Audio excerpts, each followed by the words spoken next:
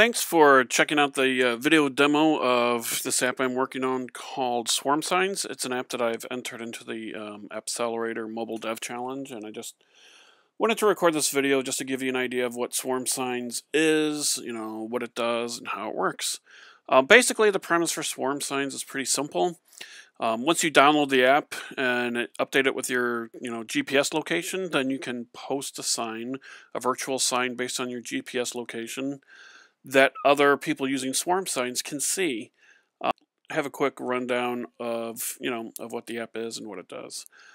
This is the first screen that you're going to see when you start up the app. Local signs, this will let you kind of scan around based on your GPS location for signs that have been left by other people using this app. Post a sign allows you to post a virtualized sign you can give it a title, subtitle, description, and some other information, and then other people can see your signs that you left. And then this My Signs option it allows you to kind of manage your signs. You can edit the text on it, delete the sign, change the GPS location, things like that. So once it has your GPS location, then there's a few things you can do. You can hit local signs, and what that will do is it'll go out and scan for swarm signs left by other people using the app. What we can see now is that we found 4 signs in our area. Some of the options here, this reload button basically will let you reload, look for new signs right away. There's a few options for viewing the map. What you can do is, zoom in and zoom out. The touch gestures also work. You can tap it and double tap it to zoom out. But a lot of times that can be a little cumbersome especially if you're trying to do it with one hand. So these are just kind of a couple little shortcuts to, zoom in and zoom out a little more easily if, using the standard touch gestures isn't real convenient for you. And it just gives you a way to, toggle between the map and satellite view. So depending on, what view you necessarily want to use for a particular purpose. This controls the search radius. It'll control how far away it's going to look for signs. And depending on some settings in the control panel or in the settings section, you can control what the maximum radius would be. And then this just gives you some options around the size of the map versus the list. Because what we've got here is we've got a list view of all the signs that it found, and then there's a corresponding pin entry on the map. So as you go through the list, it'll do the annotation popover and giving you basically the same information that's on the list view here. So you've got the list view and the map view, and sometimes you might want to just see. Sometimes you just might want it just be completely the map. So then just by simply tapping on the pins, you'll be able to get that same pop over there. Sometimes having it all a map is convenient. Sometimes having it all just a list would be more convenient. Like we said, this is kind of the default. That's where it starts out. And if you want a bigger list but still have some of the map, or if you want a bigger map and still have some of the list, it just gives you some options. Because depending on where you're using it and how you're using it, you might want to have more of the map, more of the list, and this just gives you a way to kind of fine-tune it to your needs. So we've found some signs. Like I said, when you tap on the list view, it gives you a popover with some information about it. If you hit either the disclosure arrow on the annotation popover, or you hit the disclosure arrow on the list view, you're going to go to the same page. You will see the title and subtitle. That's the information that showed up on the list view, and the annotation description is something that this just gives you a spot to put more information that you might want to include on the sign, but there's just not room for it on the list and the annotation popover. You can put in a phone number with the sign. You can put in a URL. When you hit the URL, if it's present, what it's going to do is go to that URL.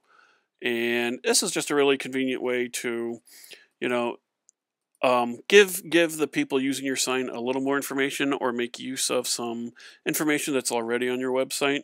You can just plug in that URL, and it's a nice way for people to get more information um, without having to leave the app. Phone number. When you tap this, it's going to ask you if you want to dial that phone number. Of course, I'm running on a simulator, so that doesn't really do much. But that's just a nice way to let people get in touch with you very quickly if that's kind of the purpose of your sign.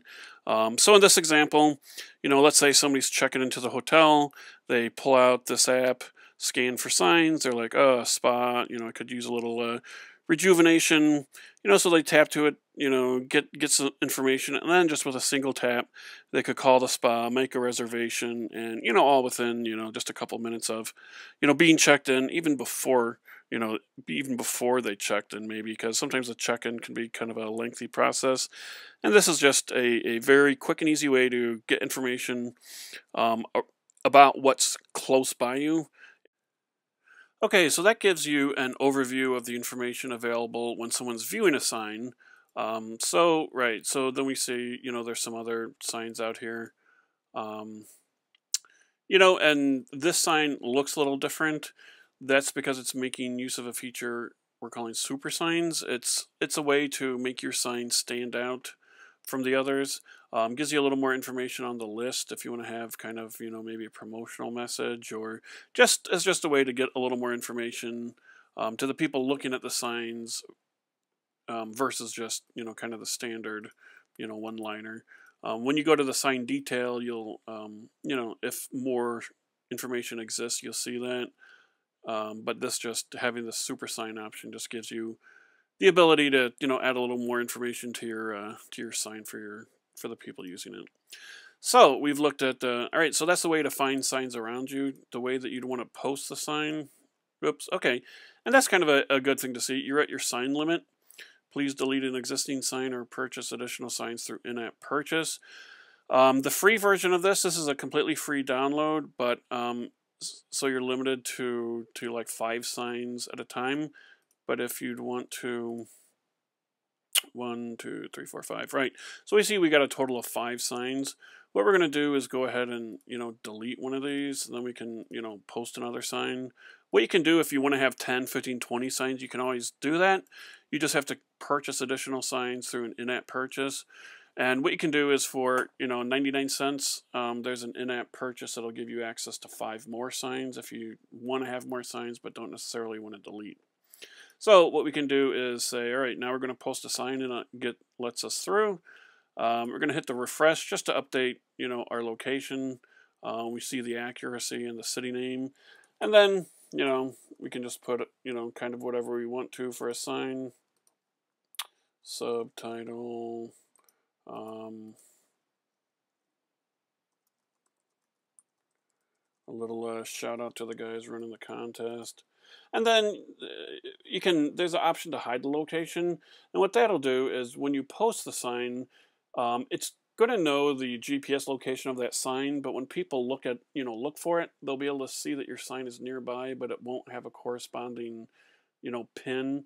So let's actually do that. Let's say test sign for stealth mode. So what that does is, like I was saying, it's still going to post the sign and make it available. So test sign for stealth mode. So what we can do is come over here and see. Let's look for some local signs, and there we go. There's the new sign that we see. So what we're going to do is when you click this, what you can do is see all the detail about the sign, but then when you click on this, it doesn't have a corresponding annotation on the map. So what it's saying is location not available. Tap blue arrow to get sign details, which is what we just did. But this is the way. It's still people using the app are still going to have to be within the search radius. Whatever the search radius they've set, these signs will still have to be within that search radius to show up. It's just that it protects your anonymity a little more by not disclosing the actual location on the map. So let's say you wanted to put up a sign in your subdivision. maybe for babysitting services, maybe for, something going on, information that you want to get out to people, and you don't want them to know your exact GPS location. And then that's a good way to do it. So right, posting a sign is pretty straightforward like that. Now what we can do is see the signs that we've got out there. Let's go back into this sign, and this just lets you edit everything about the sign. When you post a sign, it's a little an abbreviated list of all these options just so you can post a sign quickly. But then what you can do is come in and edit different information about the sign. So here's, the sign title, subtitle, and text are still there. Those are things that you could set when you post the sign. Super sign, this is what I was talking about when it, makes the sign a little more prominent and gives it a little more attention.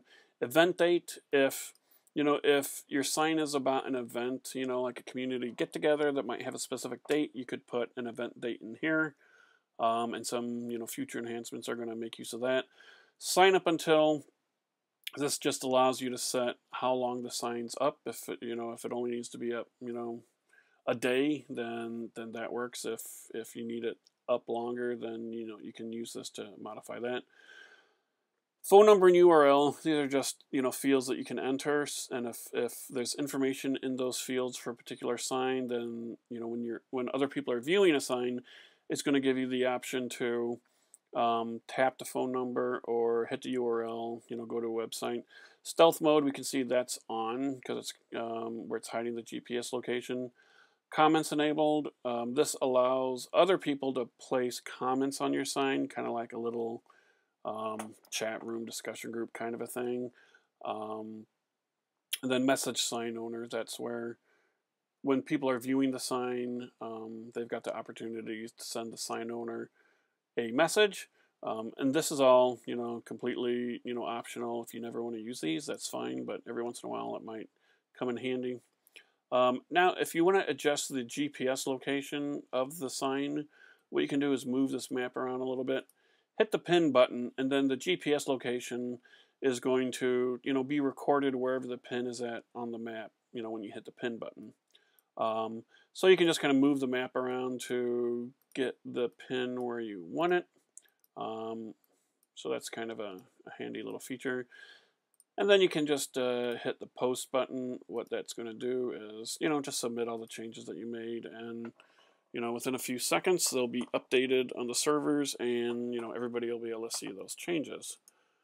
So settings, this is where you can hit, change some settings.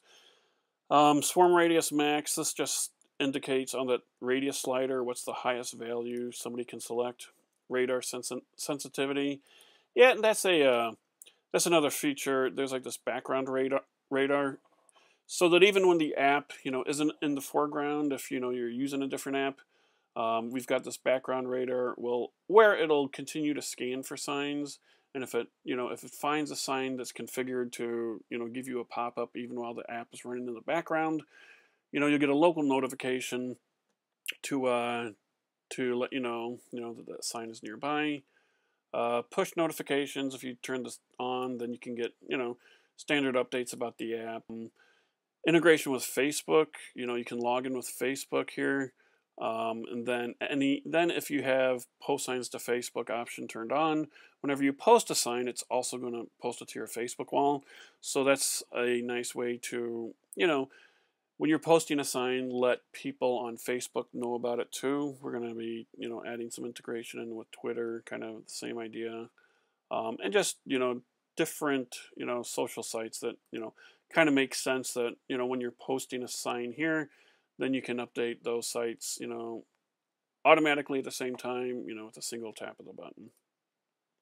And like I said, the all-important feedback, that'll let us get information about the app, what it's doing good and what it's not doing so good, and at least give us the opportunity to make some changes. So that's Swarm Signs.